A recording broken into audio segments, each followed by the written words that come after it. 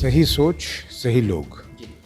ये हमारे जन स्वराज अभियान का पहला मंत्र है। प्रशांत जी ने मुझे अध्यक्ष नहीं बनाया है। बिहार के जन स्वराज पार्टी के 150 लोगों की कोर कमेटी ने मुझे ये जिम्मेवारी सौंपी है। एक ही 5 वर्ष के कार्यकाल में दोनों के साथ सरकार ने चला ली और बना ली, तो फिर सिद्धांत कहाँ? मैं किसी को जवाब देने की बिल्कुल मूड में नहीं हूँ। मैं यहाँ किसी से लड़ने नहीं, किसी से उलझने नहीं आया हूँ। एक नई पार्टी से भी इन लोगों के मन में कितना डर बैठा हुआ है। तो जैसे आप राष्ट्रीय अध्यक्ष हैं, आप फैसला कर लें कि आपके पुत्र को यहाँ से चुनाव लड़ना है, तो ये तो दिक्कत होती है ना? बिल्कुल अनुचित है और ये परिवारवाद इसी को कहते हैं। नमस्कार, मैं साकित कुमार, अपनो भारत टाइम्स देख रहे हैं। बिहार के दशा और दिशा को बदलने के लिए जन स्वराज के संस्थापक प्रशांत किशोर लगातार सक्रिय रूप से नजर आ रहे हैं। इस साल बिहार में विधानसभा का चुनाव होना है। ऐसे में अब पूरी तरीके से प्रशांत किशोर सक्रिय हो चुके हैं। कल ही उन्होंने राष्ट्रीय अध्यक्ष की भी घोषणा की। राष्ट्रीय अध्यक्ष जो कि खुद लंबे समय से राजनीति का हिस्सा रहे हैं, पूर्णिया से 2 बार सांसद रह चुके हैं और उनके परिवार के बाकी सदस्य भी जो हैं वो अफसरशाही और राजनीति में उनका काफ़ी दबदबा रहा है। हमारे साथ बातचीत करने के लिए उदय सिंह हैं और इन्हें पप्पू सिंह के नाम से भी जाना जाता है। सबसे पहले सर स्वागत है। धन्यवाद, धन्यवाद। सर, प्रशांत किशोर ने आपको बड़ी जिम्मेदारी दी है। राष्ट्रीय अध्यक्ष के तौर पर जन स्वराज में आपको लाया गया है। ये सब कुछ कैसे हुआ अचानक से? क्योंकि इससे पहले आप भाजपा में रह चुके हैं, कांग्रेस में भी रह चुके हैं। अचानक से जन स्वराज में आप कैसे आए? अ, अपने इंटरव्यू के लिए बुलाया, धन्यवाद। जी। प्रशांत जी ने मुझे अध्यक्ष नहीं बनाया है। प्रशांत जी ने मेरे अध्यक्ष बनने की घोषणा की है। जी। मुझे अध्यक्ष बिहार के जन स्वराज पार्टी के 150 लोगों की कोर कमेटी ने मुझे ये जिम्मेवारी सौंपी है। बहुत बड़ी जिम्मेदारी है और मेरा पूरा प्रयास होगा कि इस जिम्मेदारी का मैं निर्वहन कर सकूं। जी। बताएं। इस साल बिहार में विधानसभा का चुनाव होना है। चुनाव को लेकर कैसी तैयारी है? क्योंकि पहली बार जन स्वराज में राष्ट्रीय अध्यक्ष का पद हुआ है, जिसकी जिम्मेदारी आप निभा रहे हैं। क्या कुछ रणनीति होगी? कैसे चुनावी मैदान में उतरेंगे? मेरे आने से कोई बहुत बड़ा परिवर्तन हो जाएगा, ऐसी बात नहीं है। जी। बिहार में जन स्वराज पार्टी पिछले साल 2 अक्टूबर को कायम हुआ और हमारे एक बहुत सक्षम बिहार प्रदेश के अध्यक्ष हैं पार्टी के, मनोज भारती जी। उनके नेतृत्व में अलग अलग प्रकोष्ठ बनाकर, अलग अलग विंग बनाकर हमारी तैयारी और काम चल रहा है और निरंतर जन स्वराज पार्टी के संख्या बढ़ रही है। मेरी भूमिका ये रहेगी कि उनका सहयोग करूं और सहयोग करके प्रयास करूं कि हमारे पार्टी की संगठन और व्यवस्थित हो जाए। जी। कुछ नए लोग जो और जुड़ना चाहते हों उनसे बात हो और वो भी जुड़ें। आपने देखा कि इतने अनुभवी आरसीपी सिंह जी भी हमारे साथ एक दिन पहले जुड़े हैं। तो मेरी मोटे तौर पे यही भूमिका होगी। सर, एक सवाल ये भी है कि कुछ समय पहले प्रशांत किशोर नीतीश कुमार के साथ में थे। आरसीपी सिंह भी नीतीश कुमार के साथ थे। लेफ्ट और राइट हैंड के तौर पर देखे जाते थे। आज उन दोनों की जोड़ी एक साथ आ चुकी है। तो ये कितना ज़्यादा जेडीयू को नुकसान पहुंचाएगा या एनडीए को नुकसान पहुंचाएगा? दोनों का एक देखिए साथ हम आना। देखिए हम लोग किसी को नुकसान पहुंचाने और किसी को लाभ पहुंचाने के लिए नहीं आए। हम लोग तो अपनी बात करने आए।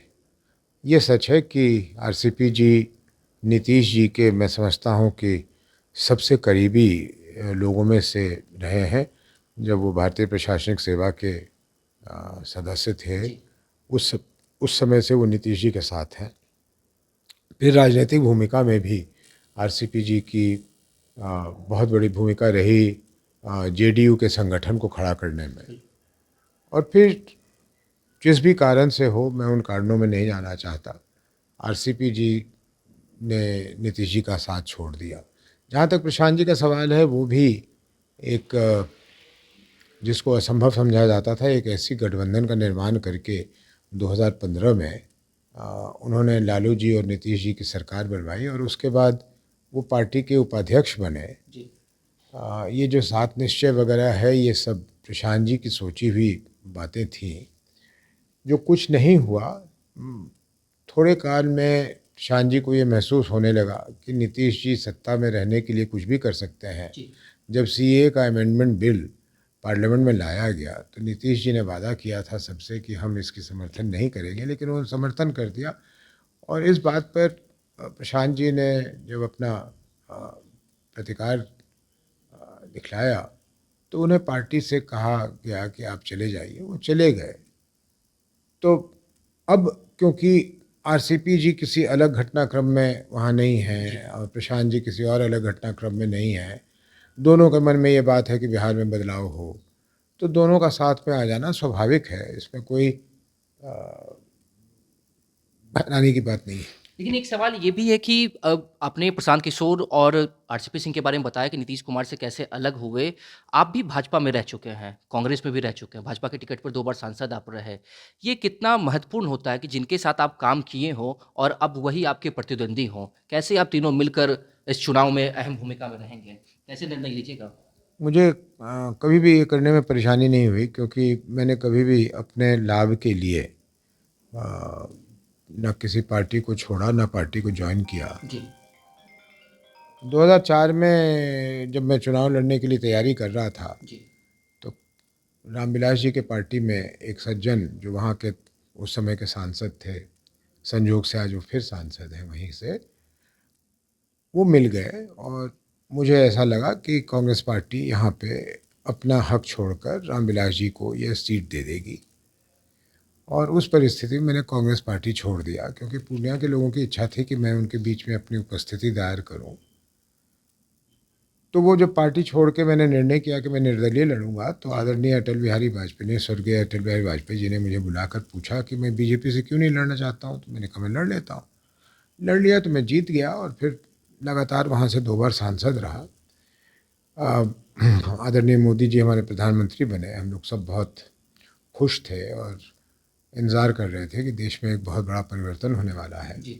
लेकिन 2016 आते आते ऐसा लगने लगा कि भारतीय जनता पार्टी अपने वादाओं से ज़रा अलग हटकर चलने लगी है। देश में जिस तरह का सांप्रदायिक तनाव का माहौल का निर्माण होने लगा, उससे चिंता हुई।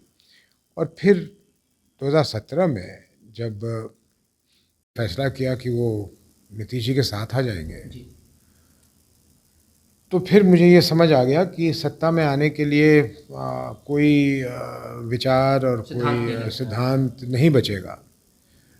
तो मैंने भारतीय जनता पार्टी छोड़ दिया। और स्वाभाविक सी बात है कि पहला आकर्षण वहीं का था जहाँ से मैं आया था। जी। कांग्रेस पार्टी भी तब तक बदल चुकी थी और कांग्रेस ने बुलाया, मैं चला गया और 2019 का चुनाव लड़ा, हार गया, क्योंकि उस समय की जो परिस्थिति थी देश भर में बालाकोट और पुलवामा के बाद, वो बहुत अलग था और स्वाभाविक है अलग था। 2024 आते आते मैं सोच ही रहा था कि मैं अपनी अवस्था को देखते हुए चुनाव में आऊँ या नहीं आऊँ। सदस्य कांग्रेस का ही था, लेकिन फिर कांग्रेस ने एक नाटक किया दिल्ली में कि किसी पार्टी का विलय कर लिया, फिर नहीं किया, फिर पता नहीं कुछ हो गया, क्या हो गया। तो लेकिन मैंने आपने कहा तो ये समर्थन भी किया, पप्पू यादव की तरफ इशारा कर रहे हैं। किसकी समर्थन की? मैंने कुछ नहीं किया। लोग इसका जो भी अर्थ लगा लें। जी। कोई भी चुनाव के मैदान में उतरेगा और मैं इतने दिनों से वहाँ राजनीति कर रहा था, वो मेरे से अगर शुभकामना मांगने आएगा, जी। वो कोई भी हो, तो मैं तो शुभकामना दूंगा ही। तो 3 लोग, 4 लोग, 5 लोग में से एक जीतेगा। अब जो जीत गया उसके लिए कहा जाए कि साहब आपने मदद कर दिया उसको, तो ये तो लोगों के कहने की बात है, मैं क्या पप्पू कर जी, सकता हूँ। एक आपने अपने इस उत्तर के दौरान आपने विचारों की बात की, सिद्धांतों की बात की। इस साल बिहार में जब चुनाव होना है तो क्या जनसुराज अकेले ही चुनावी मैदान में रहेगा या किसी गठबंधन के साथ जाएगा? और अगर गठबंधन के साथ जाता है तो जिन विचारों और सिद्धांतों की बात कर रहे थे, क्या वो सिद्धांत आपके बरकरार रहेंगे या फिर पार्टी में कुछ और आपका एक्शन होगा? आप एक कदम आगे बढ़ गए। मैं तो आप कम भी पूछते जवाब एक ही था। मैं गठबंधन को ठगबंधन कहता हूँ। अभी अभी आपने देखा आरसीपी साहब की एक पार्टी थी, जी बिल्कुल। उनके विचार और जनसुराज के विचार जब मिले तो पार्टी का विलय हो गया। उन्होंने कहा भी कि जनसुराज की से जो आशा है वो बिहार की जनता को दिखेगा। वो दिखेगा। जी। तो इसलिए ये गठबंधन शब्द जो है ये क्या है? ये सत्ता पाने के लिए तत्कालिक रूप से एक समझौता सा हो जाता है और सत्ता मिलते ही फिर सब अलग दिशा में चलने लगते हैं। इसलिए तो ये गठबंधन कह सकते हैं कि विचारों को अलग रख के, सिद्धांतों को अलग रख के लोग एक साथ आ जाते हैं अपने सिर्फ फायदे के लिए। बिल्कुल, बिल्कुल आपने बिल्कुल सही कहा। सिद्धांत का कोई मतलब नहीं रह जाता। जी। अपने सुविधा के लिए और सुविधा अनुसार ये गठबंधन किया करते हैं। तो आपने स्पष्ट रूप से देखा कि एक ही नीतीश जी ने दोनों दलों को एक ही 5 वर्ष के कार्यकाल में दोनों के साथ सरकारें चला ली और बना ली, तो फिर सिद्धांत कहाँ? तो क्या बिहार की जनता अपने आप को ठगा हुआ महसूस करे? क्योंकि चुनती किसी और को है और बात समय के अनुकूल फिर वो चीज़ें परिस्थिति के हिसाब से बदलते रहते हैं। आज की राजनीति में तो बहुत जगह हो रहा है, महाराष्ट्र में भी हो गया, लेकिन बिहार की जनता अपने आप को ठगी महसूस कर रही है पिछले 30 वर्षों से। हम लोग एक विकल्प के रूप में उनके सामने पेश होना चाहते हैं और मुझे लगता है कि वो हमारी बात को समझेगी। भरोसा मिलेगा? मुझे तो विश्वास है कि मिलेगा। जी। पप्पू जी, ये भी बताइए कि चुनाव जब निकट है, सभी राजनीतिक दल जो है वो पूरी तरीके से अब सक्रिय हो चुका है, अलग अलग बैठकें कर रही है।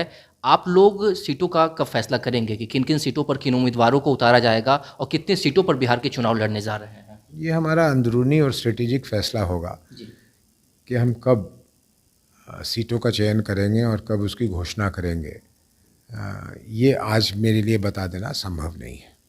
प्रशांत किशोर, जिन मूलभूत सुविधाओं की बात करते हैं जिनसे बिहार की जनता को वो लाभ नहीं मिल रहा है, क्या उन बातों का ख्याल रखा जाएगा? और बाकी पार्टी में जिस तरीके से वो अपने विचारों को, फिर मैं विचार की बात करूंगा कि विचारों को साइड रखते हुए किसी क्षेत्र से देखते हैं कि नेता अगर प्रभावशाली है, चाहे वो किसी भी बैकग्राउंड से आ रहा है, तो उसको मौका देते हैं। क्या जनसुराज भी ऐसा करेगी या सही व्यक्ति का ही चुनाव करेगी? सही सोच, सही लोग, जी। ये हमारे जनसुराज अभियान का पहला मंत्र है। तो अवश्य इसका ख्याल रखा जाएगा कि वैसे लोगों को ही चुनाव के मैदान में उतारा जाए जी।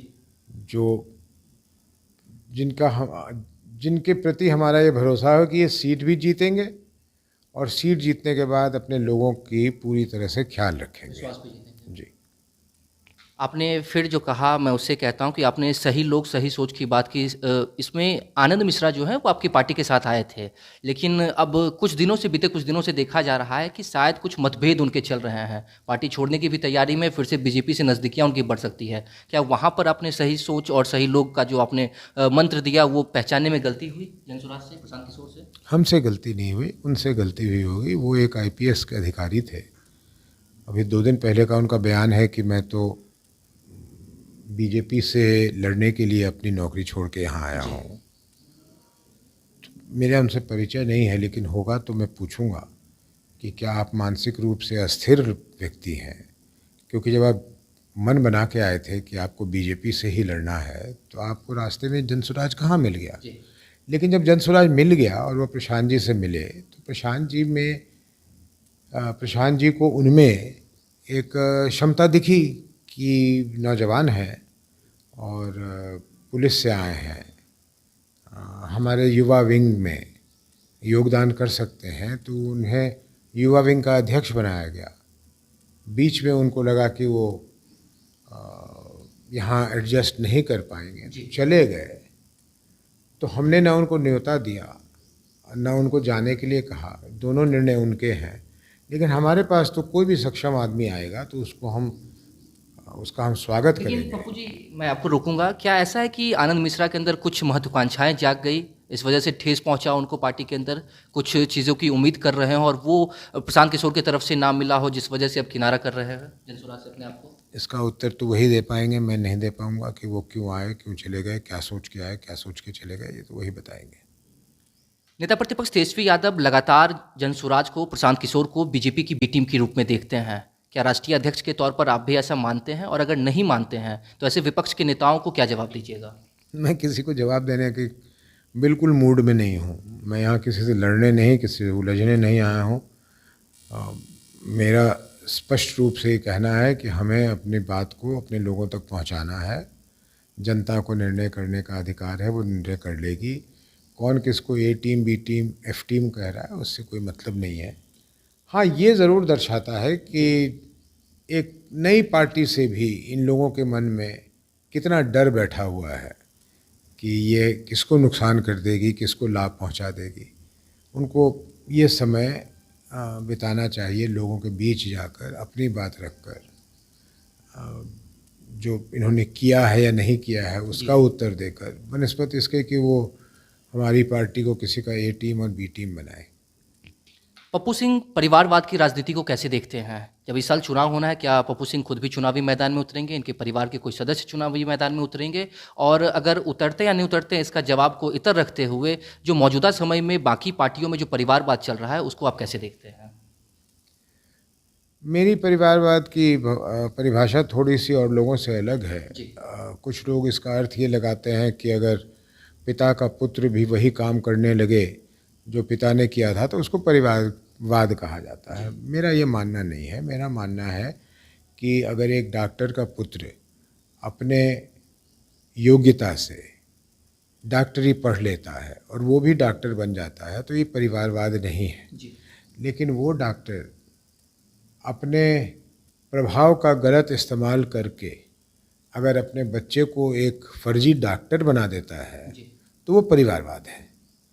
इसलिए परिवारवाद को ऐसा हर उस व्यक्ति को जिसके माता पिता राजनीति में रहे हैं उसको ये कह देना कि ये परिवारवाद का नतीजा है, ये गलत है। परिवार में कई सदस्य हैं जो कि मौजूदा राजनीति में हैं और लंबे समय से हैं।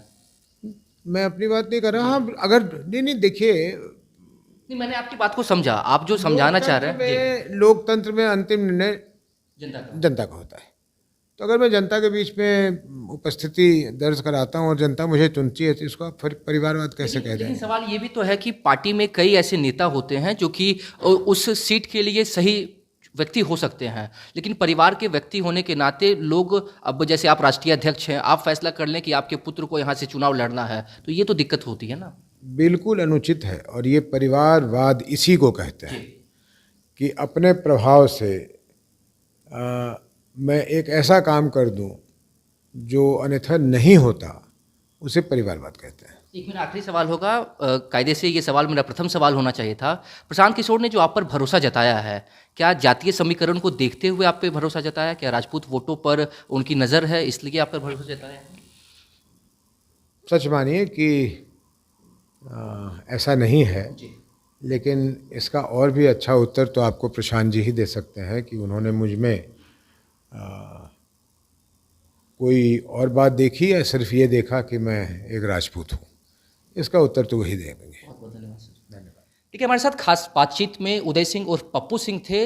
ये बीजेपी के टिकट पर सांसद रह चुके हैं, लेकिन मौजूदा समय में जनसुराज का दामन इन्होंने थामा है। प्रशांत किशोर ने बड़ी जिम्मेदारी दी है, राष्ट्रीय अध्यक्ष के पद पर ये हैं, और अब प्रशांत किशोर ने साफ कहा है कि मैं अब फिर से अपने जो पैदल यात्रा उनका चल रहा था उस पर ध्यान दूंगा। और पार्टी में दो कद्दावर नेता आए हैं, एक तो पप्पू सिंह हुए, दूसरे आरसीपी सिंह। अब ये दोनों पार्टी को आगे बढ़ाने में मदद करेंगे। इसके साथ ही इन्होंने यह भी साफ संकेत दे दिया है कि ये जो चुनाव होने वाला है इसमें किसी भी गठबंधन के साथ नहीं जाएंगे, क्योंकि गठबंधन को राष्ट्रीय अध्यक्ष के पद पर रहते उन्होंने कहा है कि वो ठगबंधन माना जाता है। जो विचार होते हैं, जो सिद्धांत होते हैं, उससे समझौता करके हम कुछ भी ऐसा करने वाले नहीं हैं। फिलहाल इस खबर में इतना ही। नवभारत टाइम्स के साथ बने रहें। पटना से साकेत कुमार।